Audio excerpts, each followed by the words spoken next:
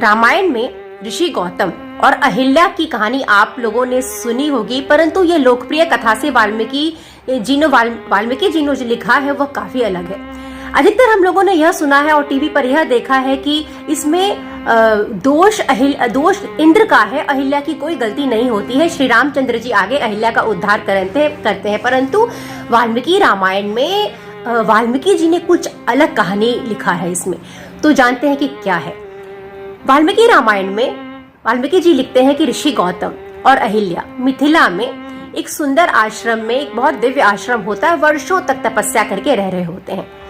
देवता इंद्र आकर्षित हो जाते हैं उनकी पत्नी अहिल्या पे, और वे अहिल्या के पास तब आते हैं जब उनके पति ऋषि गौतम बाहर गए होते हैं।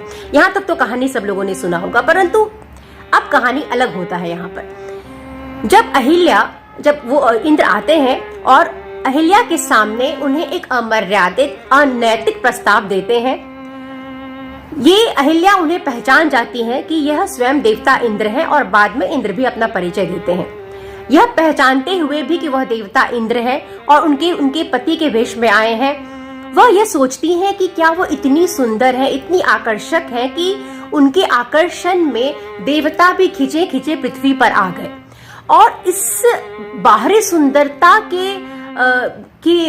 सुंदरता को उन्हें एक गर्व और घमंड हो जाता है, और उस घमंड में आकर कि वो उन्हें लगता है वो इतनी सुंदर है, इतनी आकर्षक है, वह इंद्र के प्रस्ताव को, अनैतिक और अमर्यादित जो प्रस्ताव होता है, उसे स्वीकार कर लेती हैं। और बाद में वो दोनों, इंद्र और अहिल्या, आपस में बात भी कर रहे होते हैं, और तब अहिल्या ही स्वयं इंद्र से कहती हैं कि वह जल्दी से वहां चले जाएं, क्योंकि ऋषि गौतम कभी भी आ सकते हैं और उनको श्रापित कर सकते हैं उन दोनों को। परंतु जैसे ही इंद्र जाने को होते हैं, ऋषि गौतम की नजर उन पर पड़ती है। गौतम मुनि तो तपस्वी रहते हैं, महान तपस्वी रहते हैं, वो सब कुछ समझ जाते हैं। वे पहले श्रापित करते हैं इंद्र को कि उनसे ऐसा कर्म अब कभी ना हो पाएगा, और अपनी पत्नी को भी वो श्राप देते हैं कि हजारों वर्ष तक वह उसी आश्रम में रहेंगी, परंतु अदृश्य भाव में रहेंगी, कोई उन्हें पहचान नहीं पाएगा। जब दशरथ पुत्र श्री राम आएंगे तभी उनका उद्धार होगा। अब इस कहानी में बहुत सुंदर एक मैसेज है कि बाहरी सुंदरता, बाहरी आकर्षण का स्तर बहुत नीचे का होता है, और व्यक्ति का मर्यादा, व्यक्ति का मन और व्यक्ति का अपना अस्तित्व, नैतिकता बहुत ऊपर की होती है।